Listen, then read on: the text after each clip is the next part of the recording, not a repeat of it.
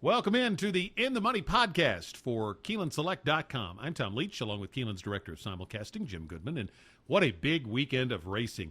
Got the Travers card at Saratoga on Saturday and the Pacific Classic coming up at Del Mar on Sunday, and just some really outstanding racing. A stakes-laden card, 3 Grade 1s at Saratoga, and we're going to take a look at 4 graded stakes at Saratoga for Saturday. But, Jim, we're going to start out with actually a Grade 1 on Friday, which is the Ballerina at 7 furlongs for fillies and mares 3 and up. And nice field here, led by the red-hot Dance to Bristol. Will the streak continue? Well, no. I'm agreeing with you on that. She's won 6 in a row, but this is a big step up. I mean, she's won a Grade 2 and a Grade 3, but this is a nice field, and I think it's one of the better betting races of the weekend. I mean, Saratoga's got huge fields on Saturday, but this is a nice kick off the weekend, and I'm going to say that Wesley Ward, who a couple weeks ago got his first Group 1 in Europe, is going to get his first North American Grade 1 with Judy the Beauty. I think she had a bad trip in the Princess Rooney, and I think she can turn the tables on Starship Truffles, who won the Princess Rooney. Dance to Bristol is my third shot, but I think Judy the Beauty might, and you're going to get a good price, 9-2, 5-1 on the favorite here, or one of the favorites. I think Book Review may wind up being the favorite coming out of the West Coast, but I'm going to take a stand against Baffert's shipper. I've liked her, and you've liked her as well in the races at Santa Anita and Hollywood Park. But this is another good step up in shipping across country, and I'm going to take Judy the Beauty. I'm doing the same thing. That's who I started to go Book Review, and the more I looked at Judy the Beauty, I thought for the price, that's going to be a great bet. She's run well at Saratoga, really working well, and a significant rider change to Joel Rosario from the kid who's been riding Judy the Beauty the last couple of starts. So all of those things, price being at the top of the list, Judy the Beauty's the pick for me too. And I'm going to use her with Dance to Bristol, Book Review, and Classic Point.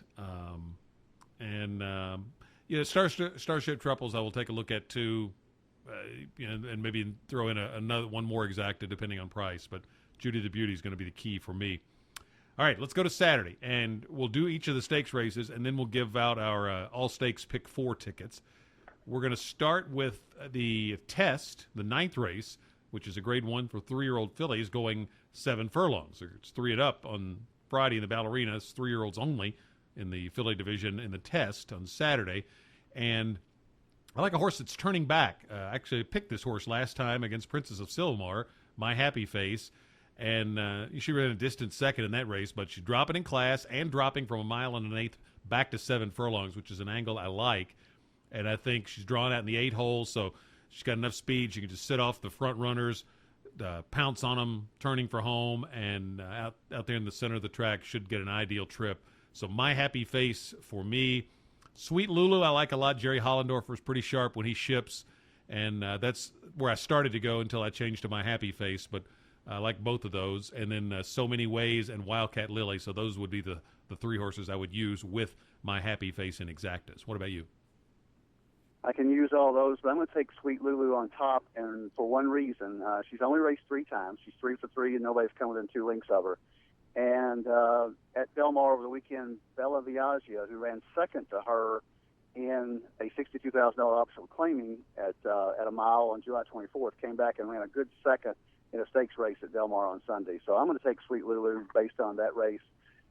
Underneath, I'm going to use Lighthouse Bay, My Happy Face, Wildcat Lily, maybe Irish Loot for a long shot to get in the money, because she didn't really have a great trip in the Prioress, and she's probably as good as Lighthouse Bay and Wildcat Lily on her best day. So I'm going to throw those in below Sweet Lulu. The next race is the only one in the sequence that is not a Grade 1. It's the Grade 2 Ballston Spa for fillies and mares 3 and up at 1 1/16 on the Saratoga turf course. Nice field here. Where did you land? Center court. One reason. In New York, I like Johnny Velasquez a lot better than I like Julian Leperoux. And I liked center court last time out. She disappointed in the Diana. She gets a little bit of a weight shift from Laughing. Laughing picks up 5 pounds off that win in Diana. And I just think Johnny V is so good there at Saratoga, and I think he might make the difference in her. I also like Somali Lemonade, Laughing, and Ms. Ida, who may have been the best of the ones coming out of the Park Stakes on July 2nd. So I'm going to take center court on top of those horses, Laughing Ms. Ida, and Pianist. I'd throw in there Hungry Island. There's a lot of horses, Somali Lemonade. So I'm going to take center court on top.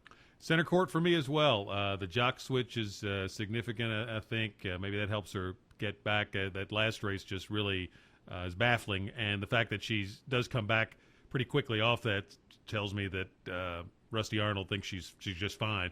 She is 3 for 5 at a mile and a 16th, the distance of this race. So I thought that was noteworthy as well. So center court for me, and hoping the price is decent off that dismal run last time. Somali Lemonade really does intrigue me because, boy, she looks so good at 2. I think it was the Jessamine Stakes that she won at Keeneland very impressively, I think from a real outside post. And then never really it seemed to improve last year from her 2-year-old form. But her last race really did seem to be a wake-up. So she intrigues me in here. But I'm going to take center court and her to win, Kier and Exactas with Somali Lemonade, Ms. Ida, and Hungry Island. 11th race is the Grade 1 King's Bishop. The boys, 3-year-old boys, going 7 furlongs. Got 40 Tails, who's coming off back-to-back triple-digit Beyer wins. Would assume would be the favorite. Let him shine. Will take a lot of money. Speedball from the outside from California. Where did you land? This is a great race, and those are the two that I could not make a difference between. My first choice was 40 Tails off the Amsterdam win. Inside bothers me a little bit. He's got to come from off of it anyway, and 7 furlongs. I think he'd be better off if he was drawn a little bit further outside.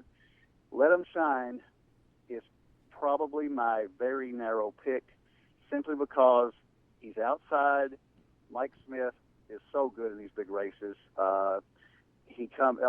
Maldonado has ridden this horse before, but Mike ships in from the West Coast, and coming from the outside, he may be able to clear, and I don't see a whole lot of other speed in here that can go with him. Majestic Hussar, if he runs with him, I think 40 Tails wins. If Let Him Shine gets out, I think Let Him Shine wins. So that's a 2-horse race for me. Let Him Shine barely on top. Horse I like a lot in here is Declan's Warrior for Nick Zito. A horse is 2 for 3 at 7 furlongs and is less than a length away from being 3 for 3. So it seems to be his ideal distance. There is a good bit of speed in here, so he shouldn't have any excuse on the pace. And he had, on the 15th of August, a bullet work and 59 and change for Zito, and his horses don't usually work that way. So I think he's got this horse sitting on a huge race. It may not be good enough to beat Let Him Shine. That's the one I think I've got to beat for me. But I'm going to get a much better price on Declan's Warrior. So I'm going to take Declan's Warrior to win, and Kiem and Exactas with Let 'Em Shine, Capo Bastoni, and 40 Tails. 12th race is the Grade 1 Travers. Oxbow got injured, so we don't have the 3 winners of the 3 Triple Crown races, but we have 2 of 3 with Derby winner Orb and Belmont winner Palace Malice in here. Verrazano is going to be the favorite, though, off that 116 Beyer at Monmouth last time. Can you beat him? Well, between those 3, I like Orb the least of the 3 simply because he hasn't run back to the Derby. But they rested him since the Belmont, so he's going to be a fresh horse. Rosario at Saratoga is always a nice angle. But I'm going to say Verrazano is probably the most likely winner. But I got a couple of horses that are long shots that are intriguing here, and this race tends to favor long shots. Last year it was a dead heat, and I think one of the horses was 32-1. Golden Ticket. Golden Ticket, that's right. You had Golden Ticket, didn't you? No, I don't think so, but I think that's why I remember it, because I started. I yeah. kind of liked it, but didn't bet it, so I think that's why I remember. Yeah. So there's a couple of horses in there. War Dancer is coming off the turf, but they don't put him in this race for nothing. I think he's got an outside shot at maybe 20-1. Will Take Charge is a horse that really finished up well and ran a big number than Jim Dandy. If he moves forward off that, and it was so much better than he's ever run before since the Rebel Stakes, but maybe Wayne Lucas has this horse back in shape now. He runs 1 behind Palace Malice. Palace Malice is going to be 2-1, 5-2. Will Take Charge is probably going to be 15-1. So he's my price play. I'd throw him in there when we get to the pick 4. I'm going to tell you who I'm going to take. But I think Verrazano is probably the most likely winner, but I can't bet him at 9-5. Will Take Charge is I think the definite place to be for a price, whether or not he wins somebody to hit the board at a big price. I ended up with Orb. It was a tough call for me between him and Palace Malice. I'm not still sold on Verrazano at a mile and a quarter. Maybe he'll convince me, but I think he could regress with the extra eighth of a mile, and if so, these other Orb or Palace Malice could get to him. Orb has three really sharp works. I think loves a mile and a quarter, as we saw in the Derby. I just think Shug McGay, he's going to have him at his peak like he was for the Derby. Now, it may not be good enough. I think he's going to come running, and I'll be shocked if he's not second or better. But, he may not get there to Verrazano or Palace Malice. So Orb's the pick, but I'm going to key him with Verrazano, Palace Malice, and Will Take Charge. And probably the bigger ones will be with Will Take Charge and Palace Malice. All right, let's go to the all-stakes pick 4 that will start with the 9th race, the Test. How did you make your ticket? Well, I am going to use Irish Loot, Sweet Lulu, Lighthouse Bay, My Happy Face, Wildcat Lily. So that's 5. I'm going to single center court in the second leg by single. Then I'm going to take 40 Tails and the outside horse. Lost my Let 'em shine. Thought. That would be Let 'em Shine. 2 horses in the 11th. And then the 12th, I'm on the Travers. I'm going to do Orb, Verrazano, Palace Malice, Will Take Charge. So I'm going to be 5 by single, by 2 by 4, and I think that's only $20. Well, I'm kind of doing the same thing. I'm taking in the first leg 8, 5, and 3, My Happy Face, Sweet Lulu, in So Many Ways. I, too, am singling center court. Then I'm going to take Declan's Warrior, but because he's a late runner, I can't go all in on him for a single, so I'm going to use 40 Tails, Capo Bastone for a price, and Let 'em Shine. And then I'm going to use Orb and Palace Malice in the last leg. And that's the way I wrote it up for the Weekend Warrior blog. I might be coaxed into taking, including Will Take Charge in that third leg as well, just because for the price. Because if you include Verrazano, even if you hit it, it's not going to pay much. So you got to right. beat some favorites in there somewhere. All right. The other long shot that I liked in Travers that I forgot is Transparent. Oh, one of the Not Darley tall, horses. Kieran McLaughlin. Yeah. No, that's a good point. Won the Curlin last time out, and they're going to be completely overlooked in the betting. And Kieran McLaughlin is a nice trainer. He's 9:43 at Saratoga going in the weekend. So Transparent's one I will also throw in my exotics as Travers. I'm sorry I forgot that. He won half of it with Alpha last year, the dead heated with Golden He Ticket. did. Well, let's go to Del Mar. Their Saturday stake is the Grade 2 Del Mar Handicap for 3-year-olds and up at 1 mile and 3/8 on the turf. I ended up with Lucayan. I didn't have a strong opinion here. Vagabond Shoes, I think, will be favored, and I thought could be an underlay because he's got a beautiful fast pace, lightning fast pace to set up his run last time. They switched to Gomez for Lucayan, and he's a great finishing jock. He's had 3 works since the last race, and if he could run back to that race in late May, 101 buyer, he could win this. So I'm going to take a shot at a decent price that he could do that. Lucayan's the pick, and then I'll use him in exactas with Vagabond Shoes and Fire with Fire, who's the probably the speed in here. What about you? Well, I like those horses, but I actually like Holding Glory. And I don't like Brazilian horses normally, but I went back and watched that race on August the 3rd, and he was 5 wide outside, and he finished up great, only got beat a length. I think he goes forward off that. He got a 97 buyer. If he takes a step forward off 97, he's going to be right there, and I'm going to take Holding Glory on top. I'm going to use Lucayan, Vagabond Shoes, and probably even Huntsville, Nakatani's horse, who's also entered. I don't know if that horse ran today or not. I didn't check. We're taping this on Thursday, so I'm not sure he's cross-entered today. But if he runs for Barry Abrams, I'm going to give him a shot getting the money as well. But I'm going to take Holding Glory to win the Del Mar Handicap. The TVG Pacific Classic PPs just came out shortly before we taped this, so we didn't get a chance to analyze it. But I know you had a couple of thoughts on the field that's lining up there. Well, I do. Game On Dude somehow does not like Del Mar. Now, he's the best horse in the race.